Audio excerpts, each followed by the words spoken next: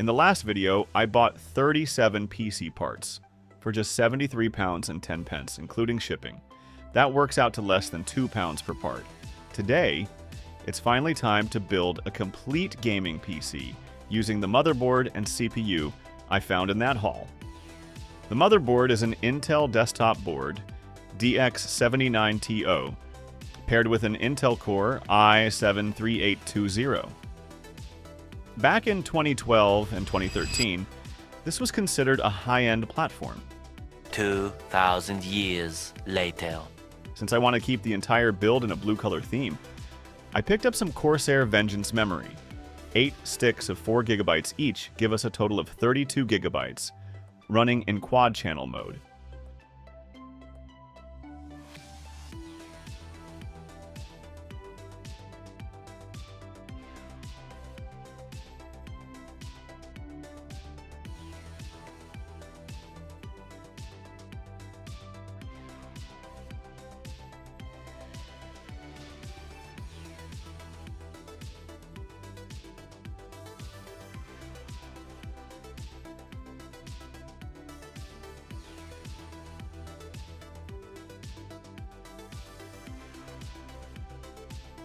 For storage, I'm using a Samsung 128 GB SATA SSD for Windows, plus a 1 TB hard drive for games and everything else.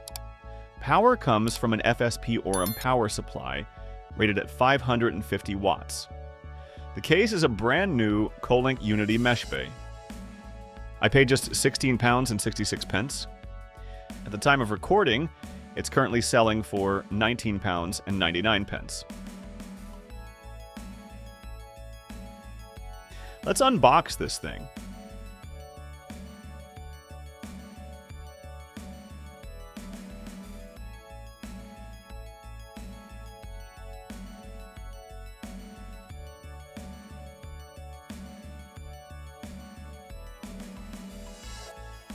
This case supports vertical GPU mounting, but since I don't have a PCI Express riser cable, we won't be doing that today.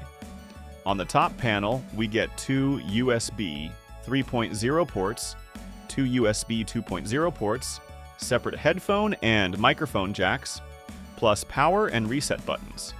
There's also a magnetic dust filter on top. Both the front panel and the side panel use a mesh design, which is going to be very useful because the graphics card we're installing today is basically a portable heater. Let's remove the side panels and the front panel and take a closer look. The case comes with 3 pre-installed fans, 1 at the rear and 2 at the front. I want a bit more contrast, so I'm replacing the front fans with some yellow in-wind fans and moving the original black fans to the top of the case. The chassis also supports 3 additional fans, but I think 3 intake fans and 4 exhaust fans will be more than enough.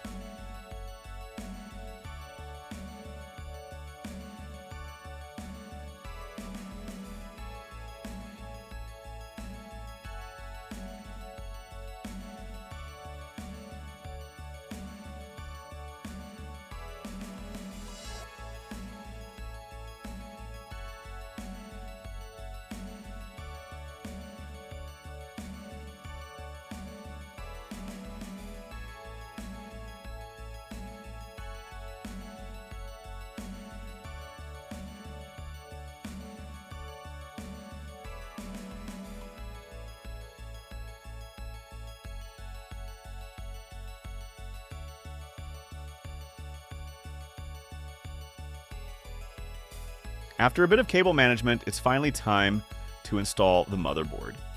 The interior finish isn't perfect. Some parts feel a little cheap and rough around the edges. However, the steel itself is surprisingly solid.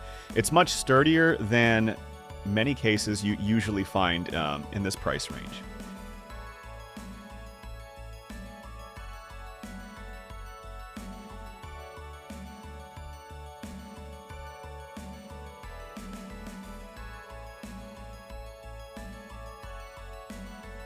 It's also worth taking a moment to appreciate the design of this motherboard.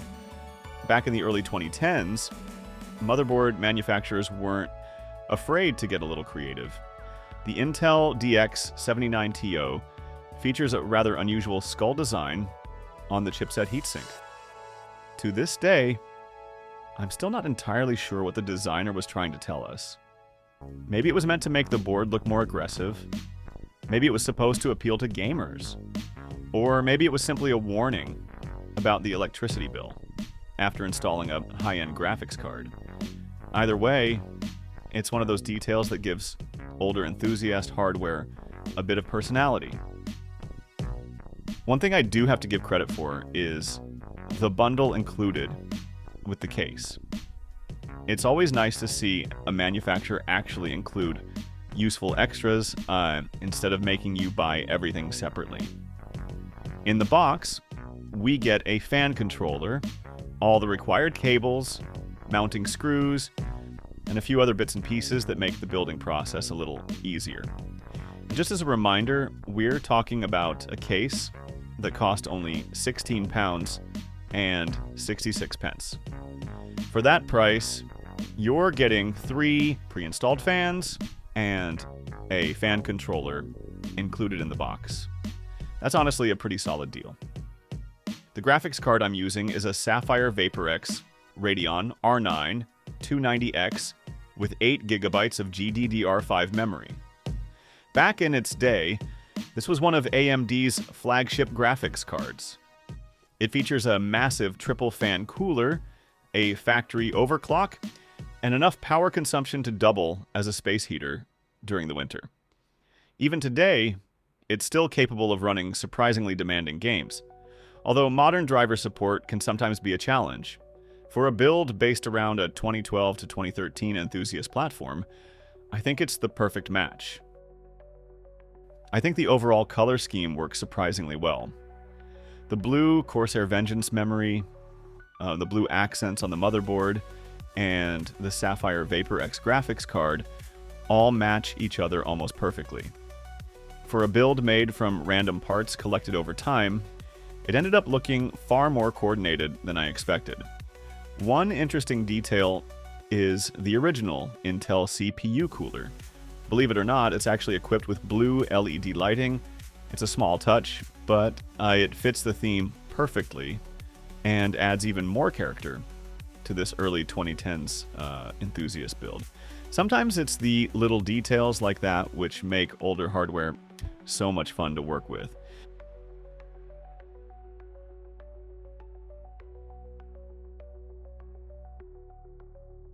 With the hardware installed, it's time to set up Windows and install the drivers.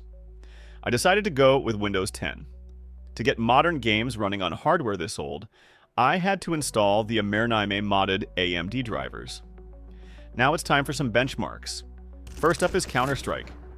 Unfortunately, MSI Afterburner and Riva Tuner don't seem to cooperate with the game, so the performance overlay isn't available. However, I can confirm that the game runs comfortably above 60 frames per second on high settings. I've never actually played Counter-Strike before, so please don't judge my gameplay. You can see the full system specifications on the right side of the screen.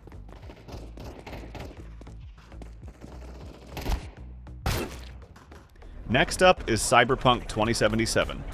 We're running at 1080p using high settings with AMD FSR 3.1 enabled. Performance is surprisingly good, averaging around 70 frames per second. After that, we have the enhanced version of Grand Theft Auto 5. With every setting maxed out, the game averages around 80 to 85 frames per second. You may have noticed the no media message appearing occasionally. That's caused by the old platform, the aging drivers, and the fact that the gameplay is being recorded directly on this machine. Unfortunately, I don't currently have any dedicated video capture equipment. For now, all gameplay footage is being recorded directly on the system being tested, which isn't always ideal, especially when working with older hardware and drivers. Hopefully, as the channel grows, I'll be able to invest in some proper capture equipment and improve the overall production quality. Next is Dying Light, the Beast. This is a much newer title with a mix of low and medium settings, plus FSR 3.1. The game still looks surprisingly good. Average frame rates hover around 30 frames per second, which is definitely playable. Okay, with more tweaking and perhaps different drivers, I could probably squeeze out a few more frames. For a 13-year-old PC, though, these results are honestly pretty impressive. Unfortunately, Forza Horizon 6 refused to launch because of unsupported hardware. The same thing happened with the Crew Motorfest. If you know of any mods or workarounds that could get Forza running, let me know in the comments. And that's it for today's build. Let me know what you think of the system and the benchmark results. If you enjoyed the video, don't forget to leave a like and subscribe. Thanks for watching, and I'll see you in the next one.